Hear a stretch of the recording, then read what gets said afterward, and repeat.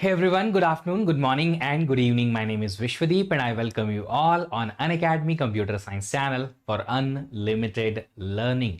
हम DBMS के lecture 1920 तक पहुंच चुके हैं और इसमें आज हम देखने वाले हैं SQL की सब क्वेरीज के बारे में। लास्ट क्लास में भी हमने सब क्वेरीज स्टार्ट की थी, क्यों यूज करते हैं, कैसे यूज करते हैं वो देखा था। फिर मैंने उस टाइम पे आपको बताया था कि सब क्वेरीज जो हैं उसमें आप जो हैं दो टाइप के रिजल्ट जो है रिट्रीव कर सकते हैं।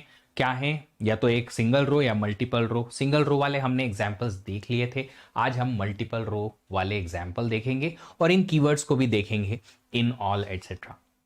तो चलिए आइए स्टार्ट करें इस सेशन को, बट उसके पहले मैं अपने आप को इंट्रोड्यूस कर देता हूं लोगों के लिए जो मुझे नहीं जानते हैं। मेरा नाम विश्वदीप है। मैं इस चैनल पे एज अ चैनल लीड काम करता हूं और एज अ प्लस एजुकेटर भी काम करता हूं अनअकैडमी प्लेटफॉर्म पे। ये रहा मेरा प्रोफाइल, कंप्यूटर साइंस की गेट का रैंक, मास्टर्स, एक्सपीरियंस। और एक्सपीरियंस मुझे है 15+ ईयर्स का टीचिंग का, और मैंने अपनी आईटी की जॉब को गिव अप किया ताकि मैं स्टूडेंट कम्युनिटी को हेल्प कर पाऊँ। जिस तरीके से मुझे लगा कि इस स्टूडेंट कम्युनिटी को अभी भी इस पर्टिकुलर डोमेन में, गेट डोमेन में, अभी भी काफ़ी सारे लोगों की ज़रूरत है जो उन्हें पढ़ाएं, समझाएं और बताएं कि कैसे आगे आने वाले टाइम में उन्हें अपना करियर बनाना है, किस तरीके से उसे शेप करना है। मैं कोशिश करता हूं कि आप लोगों के साथ इस चैनल के थ्रू कनेक्टेड रहूं। इसके अलावा आप लोगों से कनेक्टेड रहता हूं अनअकैडमी प्लेटफॉर्म पे भी। अगर आप लोगों ने अभी तक अनअकैडमी प्लेटफॉर्म पे फ्री अकाउंट नहीं बनाया तो बना लीजिए, क्योंकि यहां से ज़्यादा इंटरेक्टिव लर्निंग होती है वहां पे, और ज़्यादा पर्सनली मैं आप लोगों को जान पाऊंगा अगर आप लोग रियल में कनेक्टेड रहना चाहते हैं मुझसे। तो आपको अनअकैडमी प्लेटफॉर्म पे फ्री अकाउंट बनाने के लिए या तो unacademy.com पे जाना होगा या फिर अनअकैडमी लर्नर ऐप डाउनलोड करनी पड़ेगी। फिर वहां पे कैटेगरी चूज करनी पड़ेगी। अलग अलग कैटेगरी है, आईआईटी जेईई भी है, नीट भी है, गेट में भी मल्टीपल कैटेगरीज है अलग अलग ब्रांच की। आप सिलेक्ट करेंगे गेट कंप्यूटर साइंस आईटी। जैसे आप सिलेक्ट करेंगे फिर मेरा नाम सर्च करिए वहां प्रोफाइल में जाके, आई मीन सर्च बार में जाके मेरी प्रोफाइल को फॉलो करके और मेरी ही प्रोफाइल के अंदर आप जब स्पेशल क्लास सेक्शन देखोगे तो वो आपको एक्सेस करने को मिल जाएगा। ये स्पेशल क्लास सेक्शन जो है ये फ्री क्लासेस हैं। आप इन क्लासेस को इस लिंक के थ्रू भी एक्सेस कर सकते हो, और कुछ स्पेशल क्लासेस जो मैंने यहाँ पे इकट्ठी कर रखी हैं वो आप इसके थ्रू भी एक्सेस कर पाओगे। ये पर्टिकुलर लिंक के थ्रू भी एक्सेस कर पाओगे। अगर आप लोगों ने अभी तक एक भी क्लास नहीं देखी है तो बिल्कुल देख लीजिएगा, आपको बड़ा मजा आएगा। जितनी भी लाइव क्लासेस में लेता हूं, कल भी 2 क्लासेस हैं, एक 11:15 AM पे और एक 2:45 PM पे, दोनों आप देख पाएंगे। अगर आप लोग चाहते हैं कि आप लोगों का जो करियर है वो गेट के थ्रू बेस्ट तरीके से स्टार्ट हो, अगर आप लोग चाहते हैं कि आज से 5 साल या 10 साल के बाद जब आपसे कोई पूछे कि on which level you are, और आप जब बोल पाए कि yes I am on this level, जहां पे मैं डिसीजन लेता हूं कि मेरी टीम में क्या काम होने वाला है, मेरे बाकी के जो साथी हैं जो मेरे अंडर में काम करते हैं वो क्या काम करेंगे, उनका भी डिसीजन मैं लूं, उसके लिए आपको चाहिए इतना ज्यादा डोमेन का नॉलेज और understanding of that particular field कि आप पहले दिन से ही एकदम मचा दें कंपनी में। और वो तभी मुमकिन है जब आप अपनी लर्निंग को उस लेवल तक लेके जाओ, और वो पॉसिबल है with the top institutes of the country in IIT, IIC etcetera. इसीलिए मैं अर्ज करता हूं, स्टूडेंट्स को बोलता हूं कि आप आज से अगर 5 साल बाद का करियर देखते हैं तो उस 5 साल के बाद पे आप डिसीजन मेकर्स बनेंगे या जस्ट फॉलोअर्स बनेंगे, वो आपके स्किल सेट पे डिपेंड करेगा कि आपको डोमेन फील्ड का जो नॉलेज और अंडरस्टैंडिंग है उस पर पकड़ है वो कितनी है। और उसके लिए अगर आप आईआईटी जाके और अभी से उसकी पकड़ बनाएंगे उस फील्ड की, तो आप जो है वो बहुत हाई लेवल से स्टार्ट कर सकते हैं और कहीं हाई लेवल पे जा सकते हैं। अगर आप लोग चाहते हैं गेट की प्रिपरेशन करना, जिसके थ्रू आप इन कॉलेजेस में अपना मास्टर्स कर सकते हैं, तो उसके लिए आपको चाहिए एक ऐसी लर्निंग जो कि होगी ऑर्गेनाइज्ड। ये ऑर्गेनाइज लर्निंग इसलिए जरूरी है क्योंकि जो टाइम आपके पास है लिमिटेड, उसमें आपको एक तो लर्निंग भी करनी है, डीप लर्निंग करनी है, उससे क्वेश्चन भी सॉल्व करने की एबिलिटी इंप्रूव करनी है। एंड ये जो पार्ट है ना कि आपने सीखा उससे क्वेश्चन बन जाए, ये पार्ट तभी आ सकता है जब किसी कोर्स को आपको इस तरीके से पढ़ाया जाए कि आपसे उसके क्वेश्चन बनने के ट्रेनिंग मिले। और ये हम आपको देते हैं अनअकैडमी प्लस और आइकॉनिक पे। आपको वहां पे टॉप एजुकेटर्स की क्लासेस होती हैं, डेली प्रैक्टिस प्रॉब्लम होती है, क्विजेज आपको मिलते हैं वीकली, डाउट क्लियरिंग के लिए मल्टीपल ऑप्शंस होते हैं, स्टडी नोट्स मिलते हैं ऐप पे, और टेस्ट सीरीज भी मिलती है जिसमें आपको 65+ अलग अलग टाइप के टेस्ट मिलेंगे। अगर आप लोग आइकॉनिक में जाएंगे तो प्लस के ये सारे बेनिफिट्स इंक्लूडेड रहते हैं। इसके अलावा एक्स्ट्रा बेनिफिट आपको मिलेगा, प्रिंटेड नोट्स आपके घर पे भेजे जाएंगे इस टाइप के। देखो मैं बता देता हूँ, ये सारी बुक्स जो हैं, ये तो पहला ट्रांच है और सेकेंड ट्रांच में कुछ और बुक्स आएंगी। आपका इसका अनबॉक्सिंग का वीडियो मैंने इस चैनल पे बनाया था, एक बार देखिएगा जरूर। तो ये प्रिंटेड नोट्स आपके घर पे भेजे जाएंगे। दूसरी चीज, 1-on-1 लाइव मेंटरशिप प्रोग्राम मिलेगा आपको। इसका मतलब है कि आपको एक कोच मिलेंगे जो आपको बताएंगे कि प्रिपरेशन करनी कैसे है, किस तरीके से करनी है। वो कोच जो है 1-on-1 बेसिस पे आपको ट्रेनिंग देंगे, आपको बताएंगे एग्जैक्टली कि स्ट्रेटेजी का प्रोग्राम और डेली रूटीन आपका कैसा बनना चाहिए। सब्सक्रिप्शन का आप अलग ड्यूरेशन, जितने भी ड्यूरेशन है उनमें से कोई भी एक सिलेक्ट कर सकते हैं और ये कोड लगा सकते हैं। जब ये कोड आप लगाएंगे तो इसको आपको यूजुअली तो 10% का डिस्काउंट मिलता है, बट अभी आपको 20% का डिस्काउंट मिलेगा जुलाई 29 तक। ये डिस्काउंट जो है वो 29 ऑफ जुलाई तक ही है और उसके बाद आपके सब्सक्रिप्शन के प्राइसेस भी बढ़ने वाले हैं। तो एक तो ज्यादा रेट, ऊपर से 10% का डिस्काउंट, थोड़ा नुकसान हो जाएगा ज्यादा आपका। तो बेटर है कि आप एक काम कीजिए, कम रेट पे ज्यादा डिस्काउंट अभी ले लीजिए 29 ऑफ जुलाई के पहले पहले, ताकि आप सब लोगों को ज्यादा पेमेंट ना करनी पड़े। ये है कोड VDEEP10। इस कोड को आप जब लगाएंगे मुझे बताइए, ताकि मैं आपको पर्सनली हेल्प कर पाऊं, आपकी प्रिपरेशन को अपनी निगरानी में रख पाऊं। नया कोर्स भी मैं स्टार्ट कर रहा हूं जुलाई 28 से, DBMS live on the plus. यहां से वहां डिफरेंस क्या आएगा, एक तो 200 प्रैक्टिस क्वेश्चंस अलग से मिलेंगे पूरे कोर्स में, जो कि यूट्यूब पे आपको नहीं मिल रहे। वीकली क्विजेस कंडक्ट कराऊंगा जो इस लेवल के होते हैं हर बार की स्टूडेंट्स को लगता है कि हाँ ये है क्वेश्चन जो एक्चुअल में गेट के लायक है या लेवल का है। कंसेप्चुअल क्लैरिटी जो रहेगी वहां पे अलग ही लेवल की रहती है और रेगुलर बेसिस पे डाउट सॉल्विंग होते हैं, ताकि आपको कोई भी डाउट नहीं रहे। याद रखिएगा, जब अगर आप सब्सक्रिप्शन लें, कोड लगाएंगे VDEEP10। नए बैचेस स्टार्ट हो रहे हैं 28 ऑफ जुलाई से ही और नए कोर्सेस भी लॉन्च हो रहे हैं। आप ये देख सकते हैं लास्ट ईयर के कुछ टॉपर्स हमारे जो कंप्यूटर साइंस के टॉपर्स हैं फ्रॉम अनअकैडमी प्लस। चलिए स्टार्ट करें। स्टार्ट करने के पहले आप सब लोगों से एक ही सिंपल क्वेश्चन जो हर बार मैं पूछता हूं कि क्या आप लोग रेडी हैं। देखिए ये जो क्वेरी वाला सेक्शन है ना, SQL क्वेरी वाला, ये सेक्शन तभी आप लोगों को समझ में आएगा जब आप एकदम बेसिक से सारी चीजें एक एक करके मेरे साथ में कंटिन्यू करेंगे। जैसे आज मैं आपको बताऊंगा तो आप सिर्फ सुनो ना, आप पार्टिसिपेट करो, क्योंकि ये प्रोग्रामिंग टाइप की चीज है ना। प्रोग्रामिंग में आप कितने ही लाखों क्वेश्चन आप सिर्फ पढ़ लो, कितने भी लाखों प्रोग्राम कोई आपको बताए, आप खाली देख लो कि हाँ ये प्रोग्राम ऐसा है, मुझे समझ में आ गया। जब तक आप खुद से प्रोग्राम लिखना चालू नहीं करोगे ना, तब तक ना समझ नहीं आता है कि ये प्रोग्राम में लॉजिक कैसे लगा है। स्केच से लिखना तो पड़ेगा क्योंकि आप लोगों को ही गेट एग्जाम लिखनी है ना। तो आप लोगों को क्या करना है, पेन पेपर रखना है और जब मैं क्वेश्चन आपको बताऊं तो यहां पे पेन पेपर के साथ में आप अपना ये आंसर टाइप भी करो। आप नोटपैड रख सकते हो, नोटपैड में टाइप कर सकते हो और यहाँ पे पेस्ट कर सकते हो लाइव चैट बॉक्स में, ताकि मुझे समझ में आए कि यस इंटरेक्टिवली आप लर्न कर रहे हो, है ना। चलिए बढ़ते हैं आगे और सब क्वेरीज का जो बेसिक था वो रिकॉल करने की कोशिश करते हैं। तो सब क्वेरी में मैंने बताया था कि क्वेरी होती है ना। एक क्वेरी, इनर क्वेरी आपको कुछ रिजल्ट देती है, फिर उस इनर क्वेरी के बेसिस पे हमारे पास में हम एक आउटर क्वेरी लगाते हैं और ये आउटर क्वेरी जो है ये इस इनर क्वेरी को यूज करती है या इस इनर क्वेरी के रिजल्ट को यूज करती है ना, एज कंडीशन या इन द कंडीशन। ठीक है, अभी वेयर क्लॉज में इस इनर क्वेरी को हम यहां पे लिख सकते हैं। ओके, अच्छी बात है।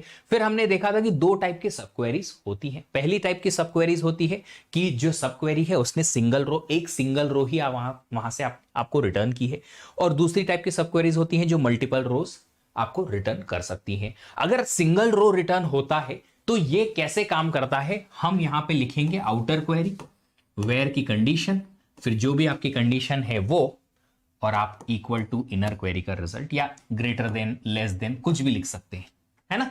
ठीक है, ये सब हम कल ऑलरेडी देख चुके थे। जैसे कि एक क्वेश्चन हमने देखा था, find all such customers who are from same city as the city of customer consolidated holdings. तो एक कस्टमर है कंसोलिडेटेड होल्डिंग, उसकी इंफॉर्मेशन आपको दे रखी है। अब ये टेबल आपके सामने है नहीं, अब आपको क्या करना है कि वो सारे कस्टमर्स की इंफॉर्मेशन निकालनी है जो उसी सिटी में है, जो कि कस्टमर जो कंसोलिडेटेड होल्डिंग्स है उस सिटी का। तो पहले आप कस्टमर जिसका नाम कंसोलिडेटेड होल्डिंग है उसकी सिटी निकालो और उस सिटी को कंपेयर कराओ बाकी सारे कस्टमर्स की सिटी से। ये क्वेरी आपने लिखी थी क्या पेपर? हाँ हाँ हाँ, नोट्स नहीं टटोलना है कि इसकी क्वेरी क्या लिखी थी। अभी लिख के बताओ, कल तो मैंने लिखी थी, आज तुम लिख के बताओ क्या होगा, जल्दी से बताओ। पहले इनर क्वेरी लिख दो, पहले इनर क्वेरी लिख दो। क्या? सिलेक्ट कौन सा सिटी, किसका, कौन से टेबल से, from customers table where customer का नाम क्या है, कस्टमर नेम क्या है, consolidated holding, consolidated C capital लिखना बेटा, और होल्डिंग का एच भी कैपिटल क्योंकि ये वैल्यू है ना, कंसोलिडेटेड होल्डिंग। तो सिलेक्ट उस कस्टमर की सिटी हमने ले ली जिसका नाम है कंसोलिडेटेड होल्डिंग। अब इस पर्टिकुलर सिलेक्ट स्टेटमेंट का रिजल्ट क्या आएगा? रिजल्ट आएगा कंसोलिडेटेड होल्डिंग नाम के कस्टमर की सिटी लंदन। अब हमें क्या करना है, इसी कस्टमर्स टेबल में से वो सारे कस्टमर्स की सारी इंफॉर्मेशन मुझे चाहिए जिसकी सिटी क्या आ जाए, लंदन सिटी आ जाए ये। तो हम क्या लिखेंगे यहां पे, select star from table customers where city is equal to ये। देखो एक बार ये समझ में आए, ये कल हम देख चुके हैं ऑलरेडी, ये हम देख चुके हैं। बट पता है दोस्तों एक चीज मैं बताऊं, आप जब ये सिटी इक्वल टू या ग्रेटर देन लेसर देन का कंडीशन लगाते हैं ना, ये कंडीशन तब तक ही मुमकिन है जब तक कि ये इनर क्वेरी आपको एक ही आंसर दे, क्योंकि एक आंसर से आप यहां पे कंपेयर करा सकते हो, greater than, equal to, lesser than, equal to, not equal to, etcetera etcetera etcetera. But problem क्या है, प्रॉब्लम ई है कि अगर आपको अंदर से एक से ज्यादा रिजल्ट आया ना, तो फिर आप डायरेक्टली यहां पे इक्वल टू नहीं लिख पाओगे। क्यों? क्योंकि एक से ज्यादा चीजों से कंपैरिजन नहीं हो सकता इक्वल टू का। तो फिर क्या करेंगे सर, उसके लिए आपको अलग अलग ऑपरेटर लगाना पड़ेंगे। अगर इन अंदर से, यहां से, इनर क्वेरी से एक से ज्यादा आउटपुट निकलते हैं तो ठीक है। तो ये सारी चीजें हम कल ऑलरेडी देख चुके हैं, ये भी देख चुके हैं, ये भी देख चुके हैं, ये भी देख चुके हैं। सिंगल रो सब क्वेरीज हम सारी की सारी कल ही देख चुके हैं। अगर नहीं देखा है आप लोगों ने तो देख लो, है ना। वीडियो सेक्शन में जाना, पास्ट लाइव स्ट्रीम्स में जाना। लास्ट क्लास में हमने वेंसडे को ये चीज देखी थी, लेक्चर नंबर 18 सब क्वेरी पार्ट नंबर 1 देख लोगे तो मिल जाएगा आपको, है ना। ये से सब चीज देख चुके थे हम।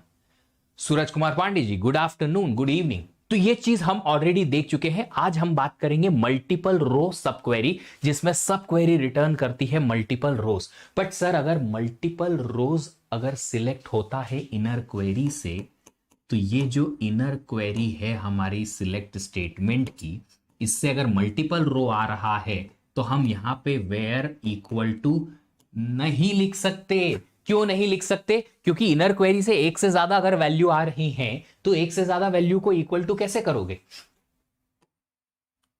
सिटी इक्वल टू, और यहां पे मल्टीपल वैल्यूज आ रही हैं। अब मल्टीपल वैल्यूज अगर आ रही हैं तो सिटी इक्वल टू या कोई भी एनीथिंग इक्वल टू एक ही वैल्यू से कंपेयर होगा ना बेटा, एक से ज्यादा तो हो नहीं सकता। समझ रहे हो बात को? मान भी रहे हो कि नहीं, कि बस सर ने बोला हमने कथा कहानी की तरह सुन लिया और भूल गए। ये कोई नानी की कहानी नहीं चल रही बेटा, कि मैं नानी की कहानी टाइप सुना रहा हूं तुमको और तुमको सुनते सुनते नींद आ जाए। ये याद रखना है, याद नहीं रखोगे एग्जाम में क्या करोगे। तो सब क्वेरी से अगर मल्टीपल रोज निकल के आती हैं, मल्टीपल वैल्यूज निकल के आती हैं, तो उनके कंपैरिजन के लिए आप डायरेक्टली नहीं लिख सकते कोई भी इक्वल टू या greater then, lesser than, etcetera etcetera etcetera. तो क्या करना पड़ेगा, कीवर्ड यूज करने पड़ेंगे। कौन से? इन, एनी, ऑल, एग्जिस्ट। ये 4 कीवर्ड हैं जो हम यूज कर सकते हैं सब क्वेरीज के साथ में। ठीक है, ओके, यस और नो। ठीक है, चलिए अब बात करते हैं आगे, इन ऑपरेटर कैसे काम करता है। ये इन ऑपरेटर की जो चीज है मैं ऑलरेडी आपको बिना सब क्वेरी के भी बता चुका हूं। इन ऑपरेटर क्या करता है, आपको अलाउ करता है specify multiple values in a where clause. Where clause में आपको ये इन क्लॉज जो या इन ऑपरेटर जो है वो एक से ज्यादा वैल्यू को स्पेसिफाई करने में मदद करता है। और ये इन के बाद में आपने जो भी कुछ लिखा है वो एक्चुअली एक रिप्लेसमेंट होता है और ऑपरेटर का, है ना। तो in operator is a short hand for multiple और कंडीशंस, ये हम देख चुके हैं already. Select all such customers information who are from country इधर जर्मनी और यूएसए और यूके। इसी कस्टमर टेबल से आपको एक क्वेरी लिखनी है, वो बताना है कि वो कौन कौन से ऐसे कस्टमर्स हैं जिनकी कंट्री या तो जर्मनी है, यूके है या यूएसए है। कैसे लिखोगे बेटा कंडीशन, कैसे लिखोगे, जल्दी से इसकी क्वेरी लिख के बताओ तो। आशीष वेंसडे को, it will be on Wednesday. बताओ जल्दी से इसकी क्वेरी लिख के बताओ।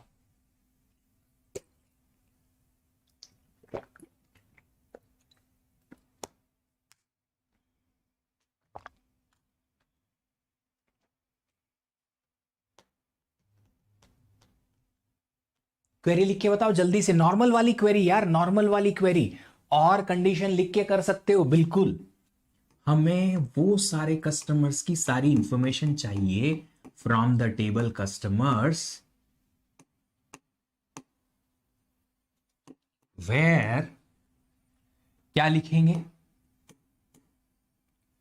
Country is equal to Germany और country is equal to USA और country is equal to UK. That is the general way. But यही चीज आप वेयर के बाद का सेम टू सेम, आगे सेम टू सेम सिचुएशन है। Select everything from the customers where, क्या लिखें, वेयर के बाद में कंट्री इन, आप इन ऑपरेटर लगा सकते हो ये तीन और वैल्यूज को बार बार लिखने की बजाय। तो आप क्या लिखोगे, वेयर कंट्री इन और ब्रैकेट में सारी कंट्रीज के नाम comma separated, Germany comma USA comma UK. ये मैंने आपको लास्ट क्लास में बताया था, ठीक है। ये सिंगल कोट इसलिए लगाया क्योंकि ये वैल्यूज जो हैं वो स्ट्रिंग या वेरकेयर टाइप की हैं, इसलिए, है ना। ऐसा लिख सकते हो। तो इनके बाद आपने क्या लिखा, इनके बाद में वो सारी वैल्यूज आपको मिल रही हैं या वो सारी वैल्यू हैं जिनको आपको कंपेयर कराना है कंट्री के साथ में। तो यहां पे इक्वल टू नहीं लिख पाया, सिंगल वैल्यू और फिर सबको यहां लाइन से लिख दिया, ऐसा नहीं हो पा रहा था, है ना। अब यही चीज मैं उल्टा भी तो कर सकता हूं, क्या, ये तीन चीज जो रिटर्न हो रही है वो तो मैंने डायरेक्टली वैल्यू लिख दी, बट हो सकता है ना ये तीन चीज या तीन वैल्यूज जो है किसी सब क्वेरी का रिजल्ट आता तो किसी दूसरी टेबल से, तो पॉसिबल तो है, यस पॉसिबल है। And that is what I am trying to tell you कि ये जो इन ऑपरेटर के बाद आपने लिखा, अगर आपके पास वैल्यूज डायरेक्टली पता है तो आप उन वैल्यूज को लिख दो डायरेक्टली, इस तरीके से नहीं तो अगर आपको वैल्यू रिट्रीव करनी है किसी क्वेरी से तो आप यहां पे सब क्वेरी भी लिख सकते हो।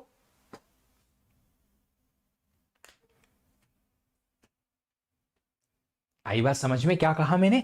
तो सब क्वेरी से भी तो ये रिजल्ट आ सकता था ना, तीन वैल्यूज हैं यहां पे, इसका मतलब है कि आगे का जो भी क्वेरी है where condition is what, where country is equal to Germany और country is equal to USA और country is equal to UK, इन तीनों के लिए आप क्या कर दो, ये पर्टिकुलर क्वेरी चला दो। तो इनके बाद जो आपने लिखा है वहां पे आप मल्टीपल वैल्यूज को कंपेयर करा सकते हो, इक्वल इक्वल इक्वल, है ना। तो कंट्री इक्वल टू जर्मनी और कंट्री इक्वल टू यूएसए और कंट्री इक्वल टू यूके, इस तरीके से, ठीक है। ओके, समझ में आई बात। तो फिर आप ये नॉट भी तो कर ही सकते हो, सेम चीज आप नॉट भी तो कर सकते हो। मुझे वो सारे कस्टमर्स की इंफॉर्मेशन चाहिए जो कि जर्मनी, यूएस और यूके में से कहीं पे भी नहीं है। और किसी तीसरी, दूसरी या चौथी कंट्री में से या किसी भी कंट्री में से हैं, वो सारे कस्टमर्स की इंफॉर्मेशन चाहिए जो जर्मनी, यूएस और यूके में से नहीं है, किसी में भी नहीं है। तो हम क्या लिखेंगे यहां पे, all such customers information who are not from country either Germany और यूके और यूएसए, तीनों में से किसी की भी कंट्री का पर्सन मुझे नहीं चाहिए, तीनों कस्टमर्स, सारे वो कस्टमर्स चाहिए जो इन तीनों कंट्री के अलावा किसी भी कंट्री के होंगे, चलेगा। तो क्या लिखूंगा यहां पे मैं, मुझे वो सारे कस्टमर्स चाहिए, किस टेबल से, कस्टमर्स टेबल से, वेयर कंट्री, आप या तो country not equals to Germany and country not equals to USA and country not equals to UK लिखोगे, या फिर क्या करो डायरेक्टली लिख दो नॉट इन, इनके ब्रैकेट में आप सारे नाम्स लिख दो, comma separated, Germany, USA, comma UK. तो इनमें से जो भी कंट्री का नाम आपके कस्टमर्स में आएगा, मैच होगा, उसको छोड़ के और बाकी की किसी भी कंट्री का नाम अगर आएगा तो हमारे पास में उस कस्टमर की इंफॉर्मेशन प्रिंट हो जाएगी। यहां पे नॉट का सिंबल नहीं लगता बेटा, यहां नॉट कीवर्ड लगता है, नॉट इन, NOT लिखना पड़ेगा। वो नॉट इक्वल टू जो है वो इन कीवर्ड के साथ में नहीं लगता, NOT लिखना पड़ता है। बाकी का आपका क्वेरी ठीक है। और जर्मनी, यूके, यूएसए जो आपने लिखा है उन्हें आपको सिंगल कोट में रखना पड़ेगा, जर्मनी का G capital, USA all capital. Okay, okay क्यों लिख दिया मैंने, यूके लिखना पड़ेगा यहां पे।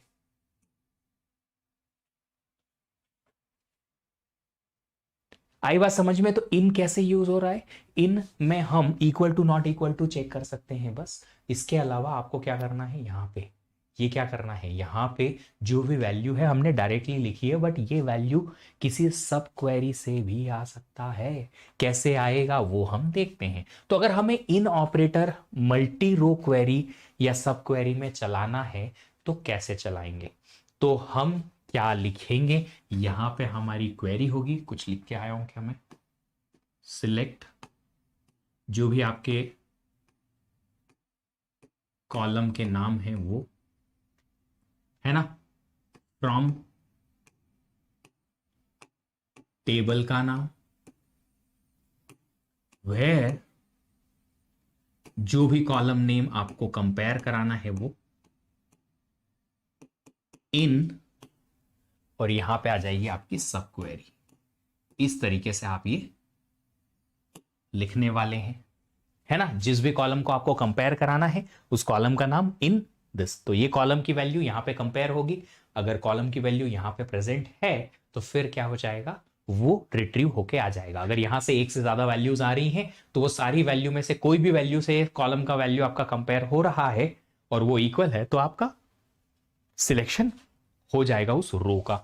जैसे कि यहां पे हमने देखा था कि अगर आपके पास में कंट्री की वैल्यू जर्मनी या यूके या यूएसए में से किसी भी तीन में से एक पे कंपेयर हो रही, मैच हो रही थी, तो उस कस्टमर की इंफॉर्मेशन हमारे पास फेच होके आ रही थी, है ना। चलो अभी हमारे पास एक सप्लायर टेबल है। इस सप्लायर टेबल में क्या है, सप्लायर का आईडी है, सप्लायर का नाम है, उसका कॉन्टेक्ट नेम है कि सप्लायर जो है उस कंपनी का कॉन्टेक्ट पर्सन कौन है, फिर उसका एड्रेस है, सिटी है, पोस्टल कोड है, कंट्री है, और उसका सप्लायर का फोन नंबर भी है ना। और ऐसे कस्टमर टेबल है, कस्टमर टेबल में कस्टमर आईडी है, नेम है, कॉन्टैक्ट है, एड्रेस है, सिटी है, पोस्टल कोड है, कंट्री, ठीक है।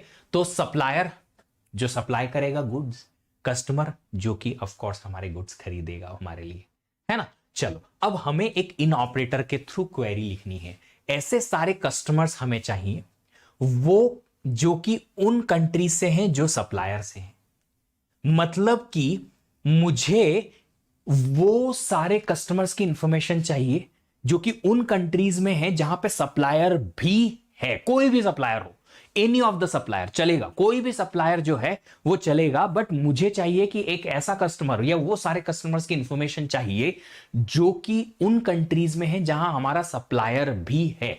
जैसे कि एक सप्लायर का कंट्री यहां पे कहां है भाई, सप्लायर ये रहा, सप्लायर की कंट्री दे रखी है, सप्लायर की जैसे कंट्री है जापान। क्यों, क्या जापान में हमारे पास कम से कम एक कस्टमर है? हाँ जी, सॉरी एक सप्लायर है, हाँ जी।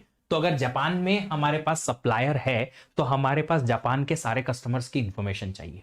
सिमिलरली हमारे पास सप्लायर जो है यूके में भी है, यूएस में भी है, स्पेन में भी है, ऑस्ट्रेलिया में भी है। तो जिन जिन कंट्री में हमारे सप्लायर है उन उन कंट्री के सारे कस्टमर्स की इंफॉर्मेशन हमें चाहिए। बताओ कैसे निकालोगे आप? मैं आप लोगों के लिए वेट कर रहा हूं। जब आप लोग मुझे बता दोगे तो फिर मैं आप लोगों को ये इसका क्वेरी लिख के बताता हूं।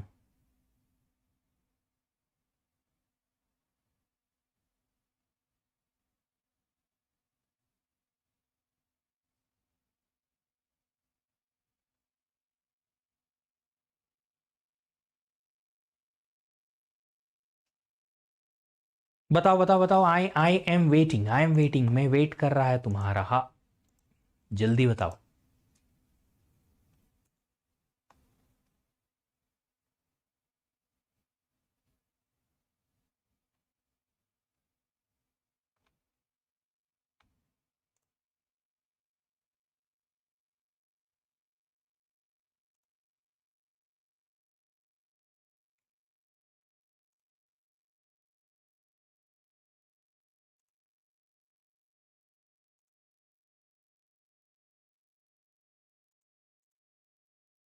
Select star from customers where country equal to, select country from supplier, Disha equal to नहीं लिख सकते। आपके पास अंदर वाली क्वेरी जो है वो सप्लायर की कंट्री तो रिटर्न करेगी, पर ढेर सारी कंट्रीज रिटर्न होंगी ना। अगर आप कंट्री, सप्लायर की कंट्री निकालना चाहते हो यहां से, तो बहुत सारी कंट्रीज हैं। यूके भी है, यूएस भी है, जापान भी है, स्पेन भी है, ऑस्ट्रेलिया भी है, स्वीडन भी है, ब्राजील भी है, इटली भी है, जर्मनी भी है। अगर इतनी सारी वैल्यूज आएंगी तो इक्वल टू नहीं लिख सकते। वही तो मैं एक्सप्लेन करने की कोशिश कर रहा था आपको कि इनर क्वेरी से अगर एक से ज्यादा वैल्यू रिटर्न होगी तो फिर आप क्या नहीं लिख सकते, आप इक्वल टू नहीं लिख सकते। तो आप क्या करोगे, पहले सप्लायर से कंट्री सिलेक्ट करने की कोशिश करोगे, सप्लायर टेबल से कंट्री सिलेक्ट करने की कोशिश करोगे। तो हमने क्या किया, पहले वो सारी कंट्रीज सिलेक्ट कर लो,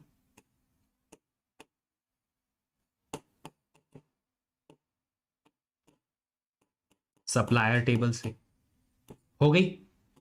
अब ये सारी जितनी भी कंट्रीज हैं, अगर इन कंट्री में से किसी भी एक कंट्री का नाम कस्टमर की कंट्री से मैच होता है तो रिजल्ट चाहिए। तो हम क्या लिखेंगे, सिलेक्ट स्टार फ्रॉम कस्टमर्स, सारे कस्टमर्स की सारी इंफॉर्मेशन चाहिए, वेयर कंट्री इक्वल टू करके मल्टीपल वैल्यूज नहीं लिख पाऊंगा, एरर आ जाएगी। यहां पे क्या लिखना पड़ेगा, country in, country in those countries which are coming from supplier. अगर इनमें से किसी भी एक कंट्री के साथ मैच होती है ये कंट्री तो आंसर मुझे मिल जाएगा। बोलो ठीक है क्या?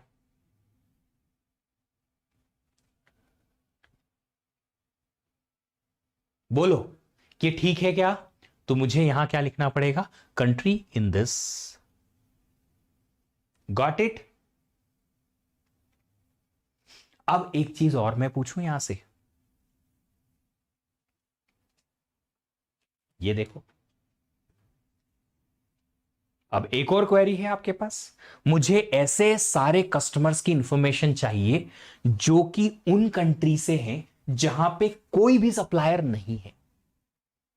वो सारी पर्टिकुलर कस्टमर्स की सारी इंफॉर्मेशन चाहिए, उन कंट्रीज में वो कस्टमर हैं जहां पे एक भी सप्लायर नहीं है।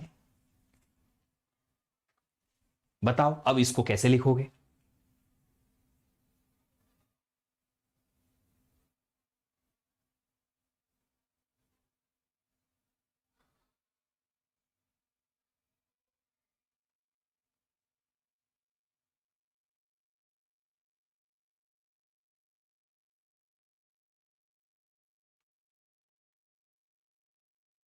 बताओ अब इसको कैसे लिखोगे? इसको लिखने के लिए आपको क्या करना पड़ेगा, हमें वो सारे कस्टमर्स की इंफॉर्मेशन चाहिए जिनकी कंट्री किसी भी सप्लायर की कंट्री से मैच ना करे। तो हम क्या लिखेंगे अब, नॉट इन। एग्जैक्टली, बराबर सही समझा है। तो हम क्या करेंगे, लिखेंगे यहां पे सिलेक्ट सब कुछ star from customers, customer table की सारे के सारे कस्टमर्स की इंफॉर्मेशन लेके आ जाओ, जहां पे की कंट्री कहां पे नहीं होनी चाहिए, नॉट इन।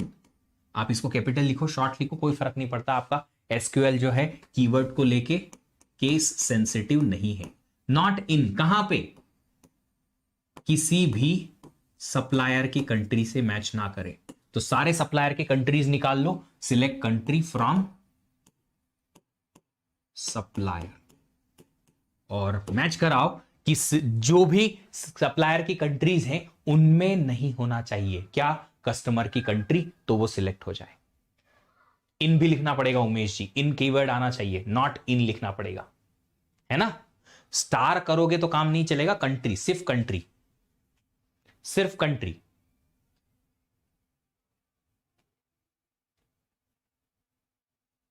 सिर्फ country. Guide me MS in US, बेटा है आपके पास इतना पैसा 50-60 लाख लगाने का तो लगा दो, वरना एमटेक कर लो, जो आपको ठीक लगे। ऐसी ऐसी यूनिवर्सिटी से आप अगर पढ़ सकते हो जो कि आईआईटी से अच्छी हैं, तो बिल्कुल एमएस के लिए चले जाओ, नहीं है तो आईआईटी से पढ़ लो। एनीवे अल्टीमेटली आपको बाहर जाने का रास्ता यहां से भी मिल जाएगा, कोई दिक्कत है नहीं, जो आपका, अगर आप आईआईटी से पढ़ते हो तो। ठीक है, चलो अभी ये देखो, एक कस्टमर टेबल है आपके पास, सेम जो हम इतनी देर से देख रहे हैं। कस्टमर आईडी है, उसमें नेम है, कॉन्टैक्ट नेम है, एड्रेस है, सिटी है, पोस्टल कोड है और कंट्री है। फिर हमारे पास एक ऑर्डर्स टेबल है। ये ऑर्डर्स टेबल में क्या है, एक तो ऑर्डर का आईडी है, सब हर एक ऑर्डर का अलग अलग यूनिक आईडी है। फिर है कस्टमर का आईडी कि किस कस्टमर के लिए ऑर्डर जनरेट हुआ है। फिर है एम्प्लॉय आईडी कि किस एम्प्लॉय ने, हमारी कंपनी के किस एम्प्लॉय ने किस कस्टमर के लिए ऑर्डर जनरेट किया है। तो आप देख सकते हो ऑर्डर का आईडी तो ये रहा, सीक्वेंस में रहेंगे ये, ऑफ कोर्स ये आईडी जरूरी है क्योंकि हमें प्राइमरी की चाहिए हर टेबल में। कस्टमर नंबर 90, एक कस्टमर आईडी 90 है, उसके लिए हमारे एम्प्लॉय नंबर 5 ने ये ऑर्डर जनरेट किया था, ऑर्डर की डेट ये थी और शिप किया था शिपर आईडी नंबर 3 से। शिपर आईडी क्या है कि किस पर्टिकुलर शिपर से ये शिप हुआ है ऑर्डर, हमने ऑर्डर जहां से भेजा था वो उसकी शिपिंग की आईडी है कि किससे शिप किया है, हमने कौन से वाले पर्टिकुलर शिपर को यूज किया है। 2-3 अलग अलग हो सकता है शिपर हो हमारे पास। शिपर मतलब कि वो पर्टिकुलर कंपनी जिनके थ्रू हमारे प्रोडक्ट भेजते हैं। जैसे कि हमारे पास एक एग्जाम्पल के तौर पे देखें तो एक ब्लू डार्ट है ना, और भी ऐसे इंडियन पोस्ट हैं। तो ऐसे अलग अलग अलग अलग जो शिप करने वाली कंपनीज है उनमें से किसका पर्टिकुलर हमने यूज किया है उसका शिप आईडी है, शिपर आईडी।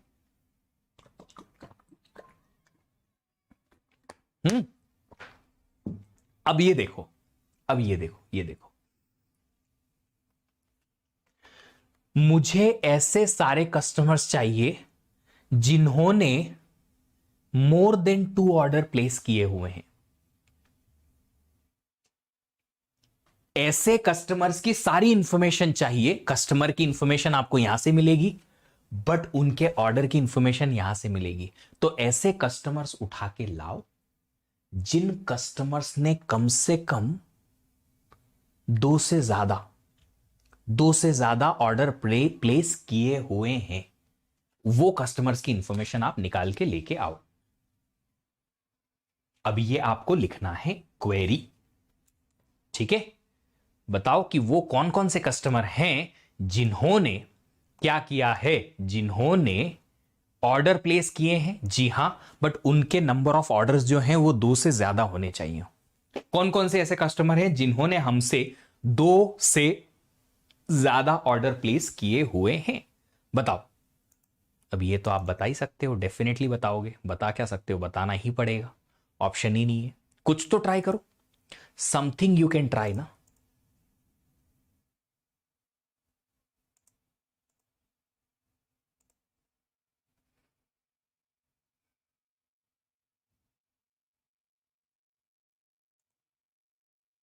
कुछ तो ट्राई कर सकते हो ना, करो जल्दी से करो।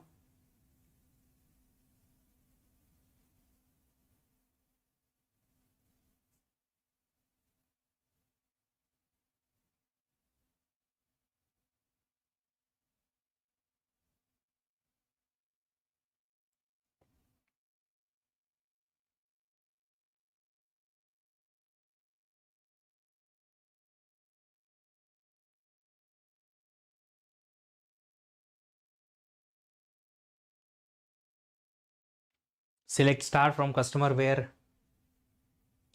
To less greater than order. बेटा ऑर्डर्स कस्टमर में है नहीं ना, कस्टमर टेबल में ऑर्डर्स नाम का कॉलम ही नहीं है, कैसे लिख सकते हो? तिशा same to same, where order greater than इन नहीं लिख सकते, ग्रेटर देन इन नहीं लिख सकते, और ऑर्डर तो है ही नहीं ना, कस्टमर टेबल में ऑर्डर है ही नहीं, तो आप ऑर्डर कैसे लिख सकते हो वहां पे? Select star from customers where order, customer table से आप वो सारे कस्टमर्स की इंफॉर्मेशन निकालो जहां पे कि ऑर्डर है ही नहीं ना, कस्टमर टेबल में ऑर्डर है ही नहीं। चलो एक छोटा सा, ये एक छोटी सी हेल्प देता हूं, एक छोटी सी, मैं छोटी सी ट्रिक देता हूं, एक छोटी सी ट्रिक देता हूं कि ऐसे कस्टमर की आईडीज उठा लो, आईडीज उठा लो, है ना, जिन्होंने 2 से ज्यादा बार ऑर्डर किया हुआ है। ऐसे कस्टमर की आईडीज उठा लो जिन्होंने 2 से ज्यादा बार ऑर्डर किया हुआ है। उठा सकते हो यहां से? जी हां। फिर क्या करोगे? फिर आप उन कस्टमर्स की आईडी में को यहां पे मैच कराओ, वहां से जो जो आईडी आती है उन सब की आईडी को आप यहां पे क्या करो, मैच करा दो, और उन कस्टमर्स की इंफॉर्मेशन निकल जाएगी आपके पास। तो आप क्या लिखोगे यहां से? कस्टमर टेबल में सारा डेटा उठाओ जहां पे कस्टमर आईडी वो हो जो कि इस टेबल से कस्टमर आईडी निकल रही है, और इस टेबल से कस्टमर आईडी कौन सी चाहिए मुझे? वो सारे कस्टमर्स की आईडी चाहिए जिनने 2 से ज्यादा ऑर्डर प्लेस किए हुए हैं। अब ये आपको देखना है कि कैसे निकालोगे working in a company, but watch your videos at they help me lot. Himanshu Patel, thank you so much. Keep enjoying, that is what we need here.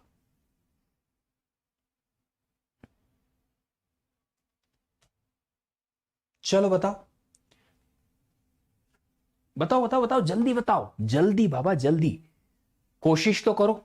अच्छा आउटर क्वेरी तो लिख दो, कम से कम आउटर क्वेरी तो लिख सकते हो ना।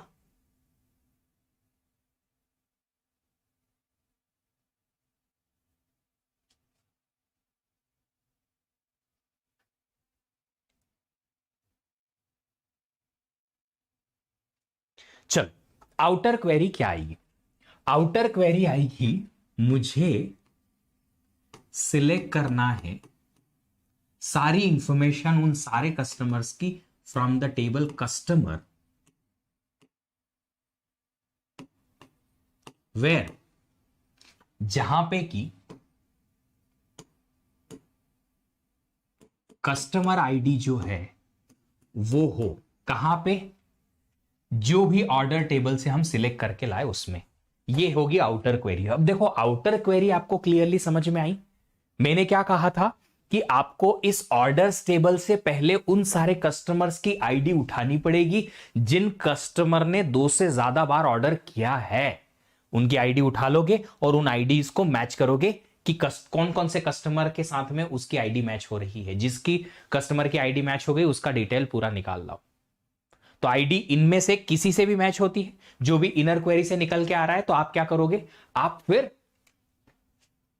उस कस्टमर की इंफॉर्मेशन निकाल लोगे। तो मैंने आउटर क्वेरी तो बड़ी सिंपल सी लिखा गई कि मुझे क्या करना है, कस्टमर जो है वो कस्टमर आईडी जो है वो चेक करना है कि हमें कस्टमर टेबल से सब कुछ सिलेक्ट करना है, और यहां पे देखना है कि किसका कस्टमर आईडी जो है वो यहां से उठ के आता है। अब इनर क्वेरी की बात करें, अच्छा ये बताओ कि यहां पे ऑर्डर का कहीं काउंट है क्या, कि किस कस्टमर ने कितने नंबर ऑफ ऑर्डर किए हैं, किस उसका काउंट है क्या इस टेबल में?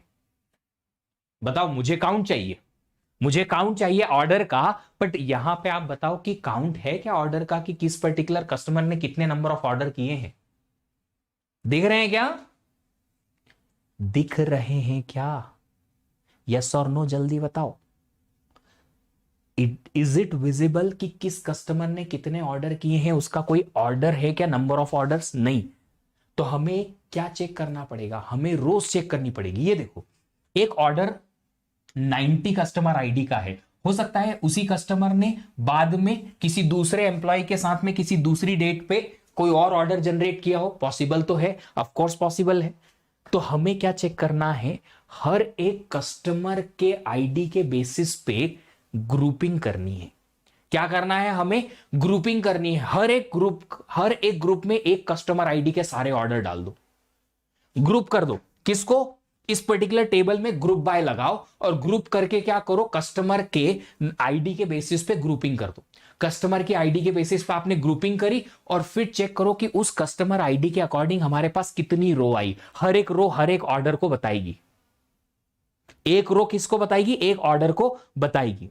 यहां पे मुझे लगता है कि कोई ऑर्डर रिपीट तो नहीं हो रहा है। हो रहा है, ये देखो 34 आईडी कस्टमर आईडी का, एक 34 का एक ऑर्डर है, एम्प्लॉय 4 ने लिया था। एक और 34 का यहां पे ऑर्डर है, एम्प्लॉय 3 ने लिया। ये आया था 1996, 87 1996, ये आया 97 1996। अरे ये रहा 10/7 1996 आया। तो एक ही कस्टमर ने दो ऑर्डर किए अलग अलग। हां जी, तो हम क्या करेंगे, जितने भी कस्टमर हैं कस्टमर की आईडी के बेसिस पे ग्रुप बाय कर देंगे। तो ग्रुप बन जाएंगे अलग अलग कस्टमर के आईडी के। फिर उन ग्रुप्स में चेक करेंगे कि कितनी रो आ रही है। एक रो एक कस्टमर आईडी की, दूसरी रो कस्टमर आईडी की, तो दो रो हो गई एक कस्टमर आईडी की। अगर दो रो कस्टमर आईडी की हो गई मतलब उसके दो ऑर्डर है अलग अलग, ये ऑर्डर अलग ये ऑर्डर अलग, क्योंकि इसका आईडी अलग इसका आईडी अलग।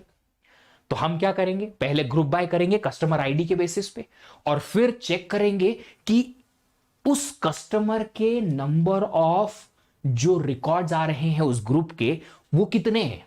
क्या ऑर्डर 2 से ज्यादा है? अगर किसी भी कस्टमर के ऑर्डर 2 से ज्यादा हैं तो उसका आईडी सिलेक्ट करा लेंगे। अगर किसी भी कस्टमर का ऑर्डर जो है वो 2 से ज्यादा है तो क्या करेंगे, उसके कस्टमर आईडी को सिलेक्ट करा लेंगे। तो पहले हम क्या लिखेंगे यहां पे, सिलेक्ट, हमें कस्टमर आईडी रिटर्न करना है यहां से, क्योंकि हम कस्टमर आईडी इस कस्टमर टेबल से मैच कराने की कोशिश कर रहे हैं। तो हम सिलेक्ट स्टार नहीं लिखेंगे, सिर्फ मुझे कस्टमर आईडी ही चाहिए, उस टेबल का सारा डेटा नहीं चाहिए, कस्टमर आईडी चाहिए। किस टेबल में से? फ्रॉम, क्या नाम है टेबल का? ऑर्डर्स।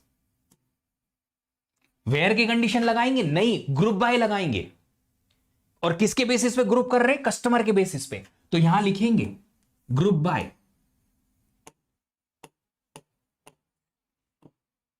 तो कस्टमर आईडी के बेसिस पे ग्रुपिंग हो गई है ना, हो गई। अलग अलग कस्टमर आईडी के ग्रुप बन गए। एक ग्रुप बनेगा कस्टमर आईडी 34 का, एक ग्रुप बनेगा कस्टमर आईडी 90 का, एक ग्रुप बनेगा कस्टमर आईडी 81 का, 84 का अलग, 76 का अलग, सबके अपने अपने अपने ग्रुप बन जाएंगे। 87 का ग्रुप बना अलग, ये रहा 24 का अलग, 7 का अलग, 20 का अलग, 65 का अलग, 55 का अलग, 13 का अलग, सबके अलग अलग, सबके अलग अलग, सारे कस्टमर्स के अलग अलग आईडी के अकॉर्डिंग अलग अलग ग्रुप बन जाएंगे। फिर मैं चेक करूंगा कि एक पर्टिकुलर ग्रुप में कितने नंबर ऑफ ऑर्डर हैं। क्या चेक करना है मुझे? एक पर्टिकुलर ग्रुप में कितने नंबर ऑफ ऑर्डर हैं। तो ग्रुप बाय कर दिया कस्टमर आईडी के बेसिस पे और फिर कंडीशन लगाई। क्या कंडीशन लगाई? हैविंग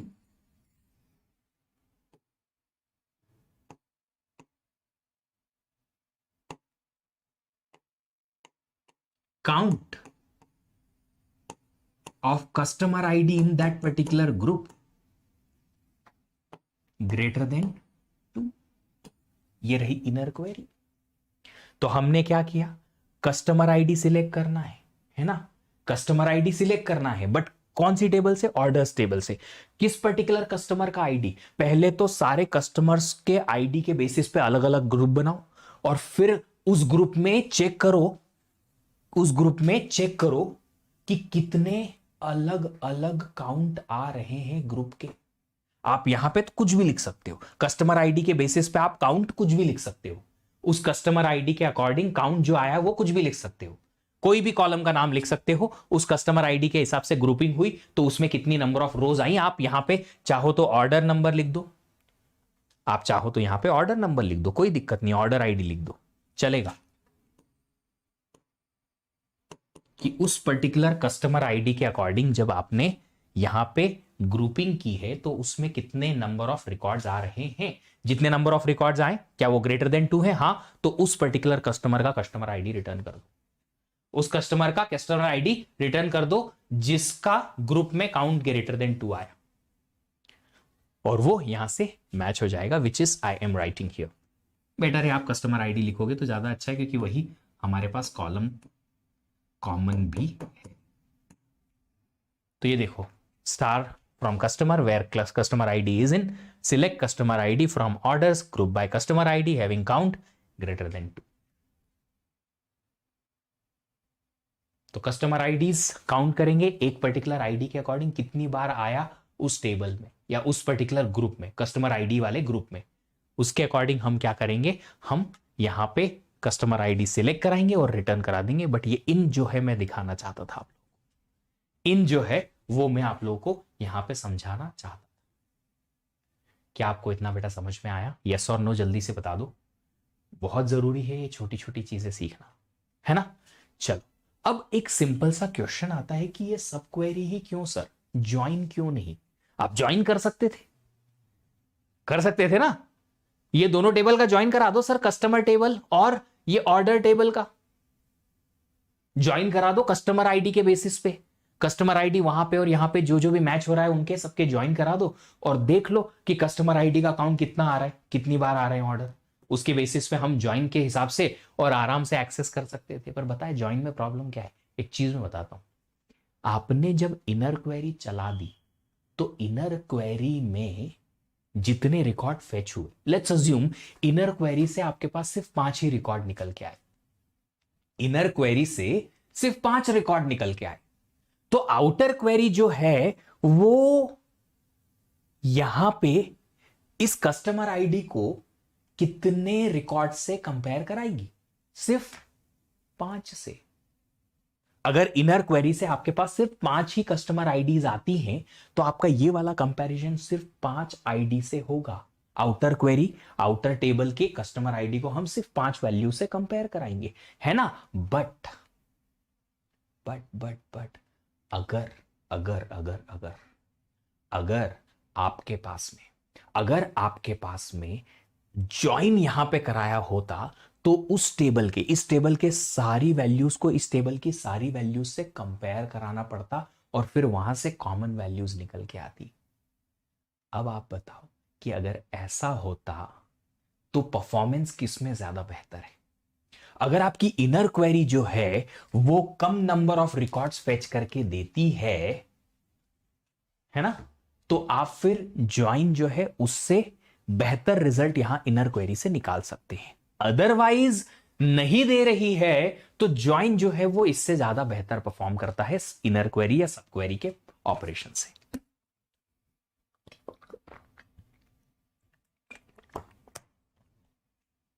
तो जब आप कंपनी में जाते हैं ना तो वहां पे करेक्ट क्वेरी लिखना ही सब कुछ नहीं होता, वहां पे परफॉर्मेंस भी होता है, क्योंकि मिलियंस ऑफ रिकॉर्ड्स होते हैं एक टेबल के अंदर।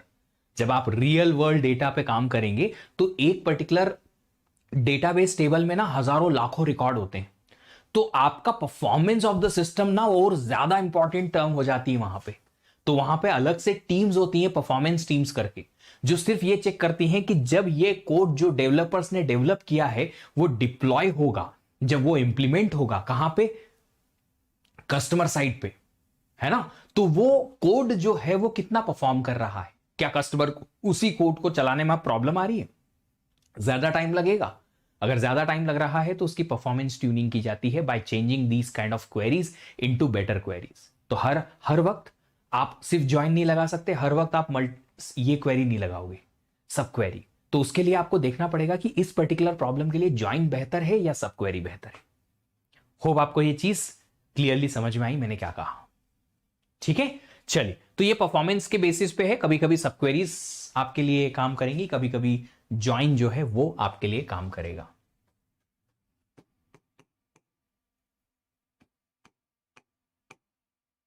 सब query is more readable and understandable. ज्यादा रीडेबल होती है, अगर आप सब क्वेरी लिखते हो ना तो उसका जो एसेंस है या उस क्वेरी को पढ़ के समझना ना आसान हो जाता है, इसीलिए क्वेरी को उससे रिलेटेड क्वेरी को लिखना सिंपल आसान होता है, तो इसलिए सब क्वेरीज कभी कभी प्रिफर की जाती है। सब query is preferred when it returns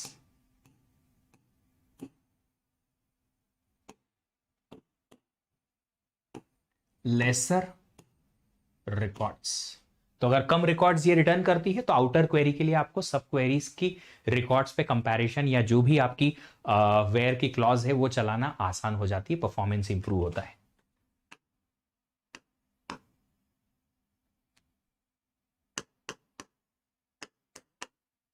better performance. ठीक है, फिर एक और चीज है यहां पे जो मैं आप लोगों को बताऊंगा कि कभी कभी ना ज्वाइन करने पे कुछ रिडंडेंट डेटा या एक्स्ट्रा हमारे पास में डेटा निकल के आ जाता है अगर आपने ज्वाइन सही तरीके से नहीं किया तो। हमने देखा है कि ज्वाइन में क्या होता है, रोज जो है बढ़ जाती हैं ज्वाइन करने पे, दोनों पर्टिकुलर टेबल की रोज कलेक्टिवली आती हैं। तो कभी कभी अगर आपने ज्वाइन ठीक से नहीं किया तो हो सकता है आपके पास एडिशनल डेटा ऐड होके आ जाए आपकी टेबल के अंदर जो कि ज्वाइन का रिजल्ट है, और वहां से आपका जो आउटपुट है वो सही ना बन पाए। तो कभी कभी रिडंडेंट डेटा की प्रॉब्लम ज्वाइंस में हो जाती है जो हम डायरेक्टली कैच नहीं कर पाते। हमारा जो माइंड है वो ज्वाइन की तरफ एक तरफ चलता है, तो जब हम क्वेरी लिखते हैं तब हम उसे इंटरप्रीट नहीं कर पाते हैं। ज्वाइंस में हैव रिडंडेंट डेटा।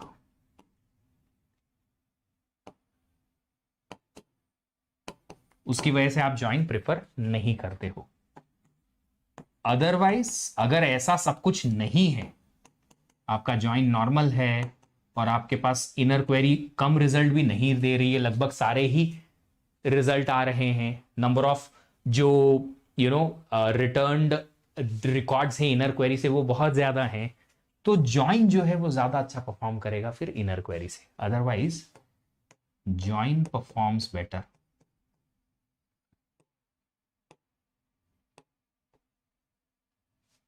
देन सब क्वेरी।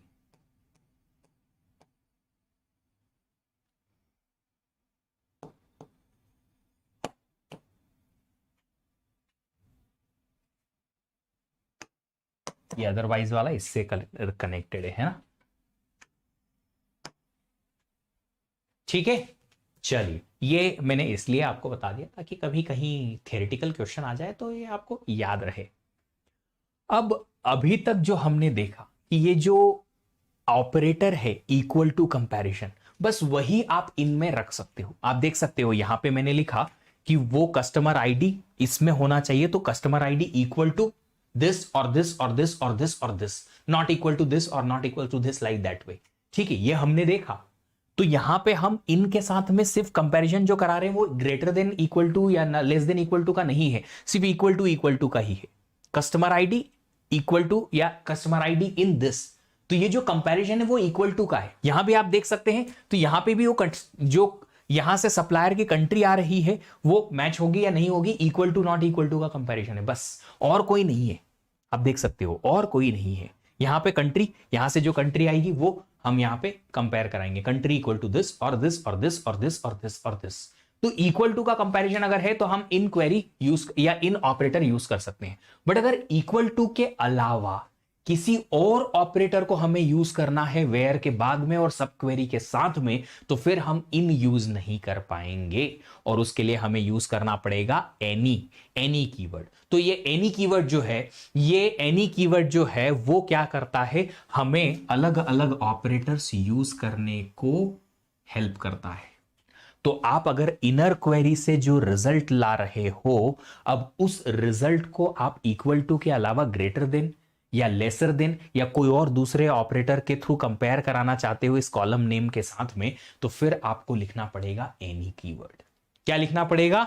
Any keyword. तो इसका एक सिंटेक्स है, ये देखो, कॉलम या एक या एक से ज्यादा कॉलम हमें सिलेक्ट कराने हैं फ्रॉम द टेबल, जहां पे कि कॉलम नेम जो है वो हो ग्रेटर देन या लेसर देन या greater than equal to, lesser than equal to, जो भी यहां से वैल्यूज आ रही हैं वो। तो ये ऑपरेटर और एनी, कौन कौन से ऑपरेटर आप यूज कर सकते हो? ऑपरेटर आप equal to, not equal to, greater than, less than, greater than equal to, less than equal to use कर सकते हो, है ना। चलिए, अब अगर आप लोगों को ये बेसिक सा फंडा समझ में आया तो याद रखिएगा एनी के पहले ऑपरेटर इन वाला जो फंडा है, अगर आप यहां पे इक्वल टू एनी लिखोगे तो बराबर ही चलेगा इन के जैसा।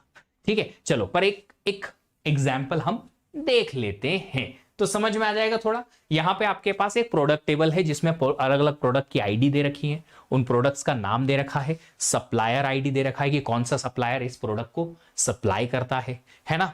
फिर कैटेगरी आईडी दे रखी है कि ये प्रोडक्ट किस कैटेगरी में को बिलोंग करता है।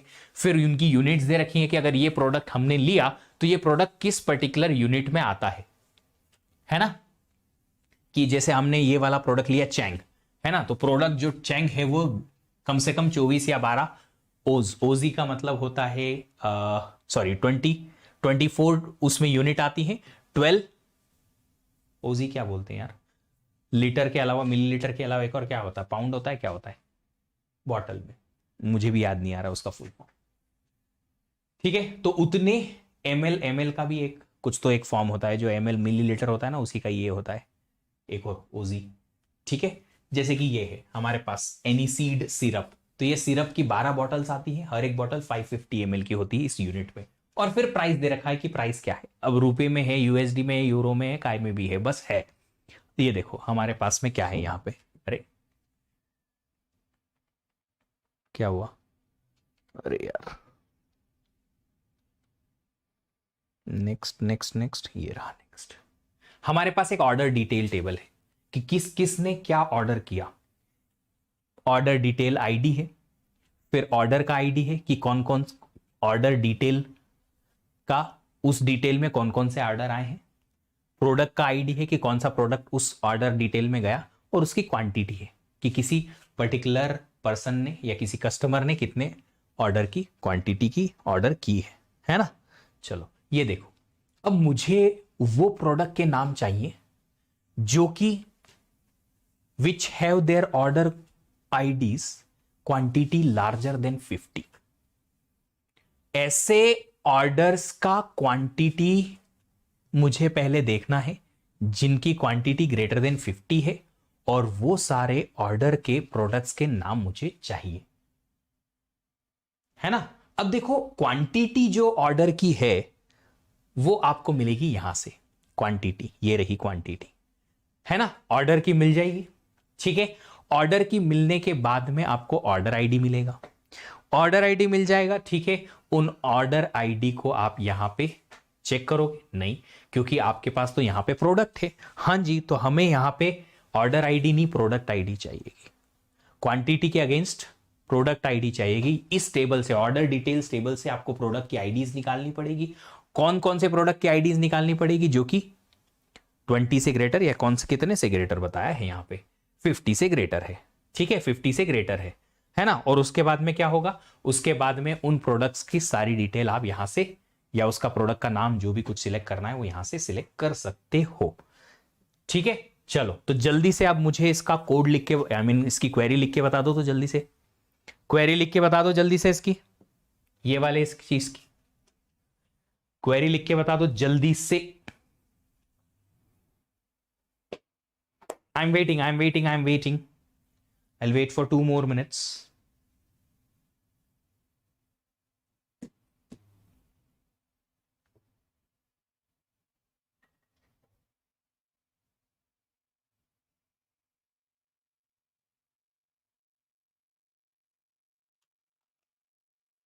तो सबसे पहले तो इनर क्वेरी लिख लेते हैं, है ना।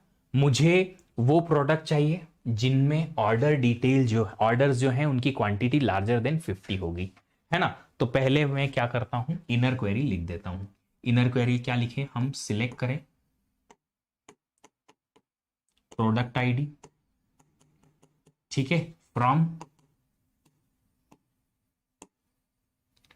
ऑर्डर डिटेल्स टेबल, आ गया, वेयर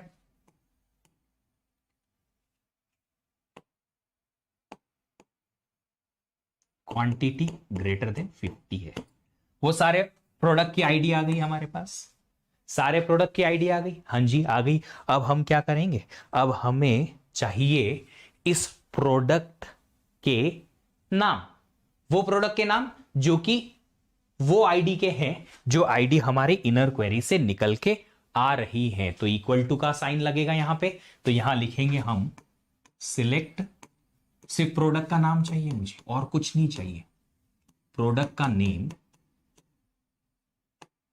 है ना, from which table, products table, where where where where क्या लिखे वेयर कंडीशन में यहां पे, वेयर प्रोडक्ट आईडी, अरे product ID equal to any of the product ID present here.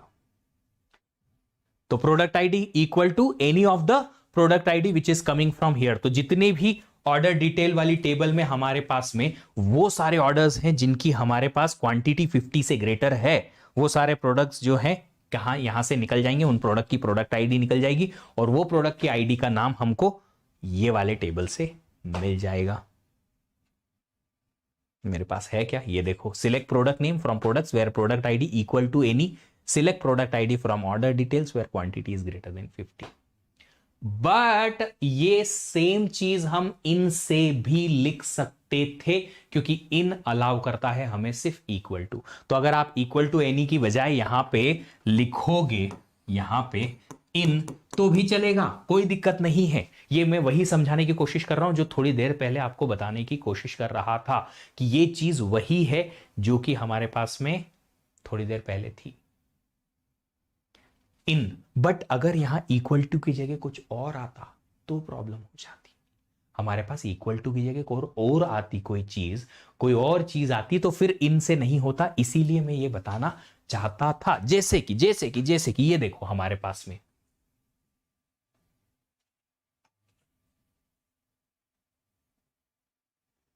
मुझे वो प्रोडक्ट के नाम चाहिए जिनके की प्रोडक्ट आईडी लेसर देन उन सारे प्रोडक्ट आईडी से हैं या उनमें से किसी भी प्रोडक्ट के आईडी से हैं जिनकी क्वांटिटी इक्वल टू 1 है। मतलब कि फिर से एक्सप्लेन करता हूं, मुझे पहले तो वो सारे प्रोडक्ट निकालने हैं जिनकी क्वांटिटी एक एक की ऑर्डर हुई है, वो सारे प्रोडक्ट की आईडी निकल जाएगी। अब उन आईडी से छोटी आईडी वाले मुझे प्रोडक्ट की नेम्स चाहिए। अगर आईडी जिनकी क्वांटिटी 1 है, लेट्स से आईडी है 50, किसी भी प्रोडक्ट का आईडी है 50 जिसकी क्वांटिटी एक ही ऑर्डर हुई है, तो वो सारे ऑर्डर मुझे चाहिएंगे जो 50 से छोटी आईडी के हों। बट अगर आपके पास क्वांटिटी 1 वाले मल्टीपल रिकॉर्ड्स आते हैं, लेट्स से 30 और 50 दोनों आते हैं, तो इनमें से किसी से भी छोटा अगर हमारे पास है कोई एक ऐसा प्रोडक्ट का आईडी जो इनमें से किसी से भी एक से छोटा है, तो आपको वो सारे रिकॉर्ड्स फेच करके लेके आने हैं। क्या लिखोगे बताओ? सुभाष जी मिश्रा, वेलकम, नमस्कार। बताओ क्या लिखोगे, कोड लिखोगे, बताओ क्या लिखोगे, इसका एसक्यूएल क्वेरी क्या आएगा, जल्दी से मुझे बता दो।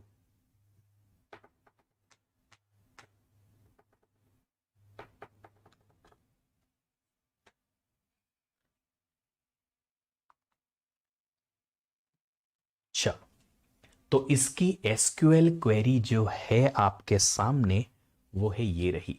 सबसे पहले तो आप प्रोडक्ट आईडी सिलेक्ट करोगे इनर क्वेरी से, ऑर्डर डिटेल टेबल से, जहां पे की क्वांटिटी 1 है ना।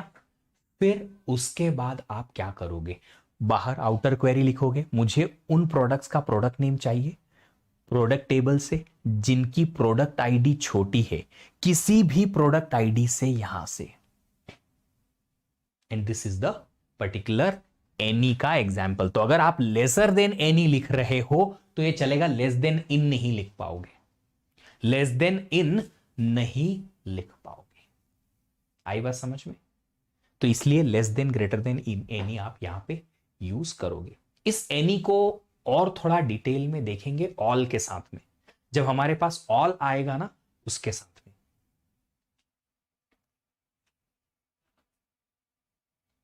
ठीक है, तो ऑल एनी को थोड़ा और कंपैरेटिवली हम देखेंगे कल।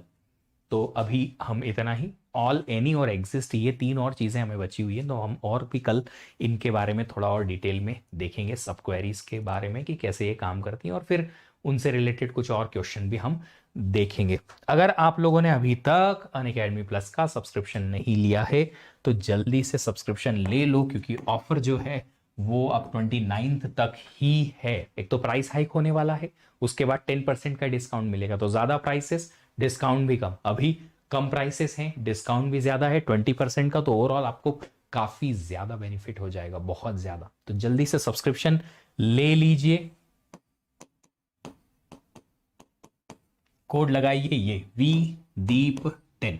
इस कोड के थ्रू अगर आप सब्सक्रिप्शन लेंगे आपको मेरा पर्सनल गाइडेंस भी मिल जाएगा, मेरी टीम का सपोर्ट भी मिल जाएगा, और आपको मिलेगा मेरा पर्सनल गाइडेंस। मतलब अगर आप लोग चाहेंगे कि मैं आपको पर्सनली गाइड करता हूँ आपकी प्रिपरेशन में, तो आप यूज कर लीजिए कोड और बता दीजिए मुझे, है ना।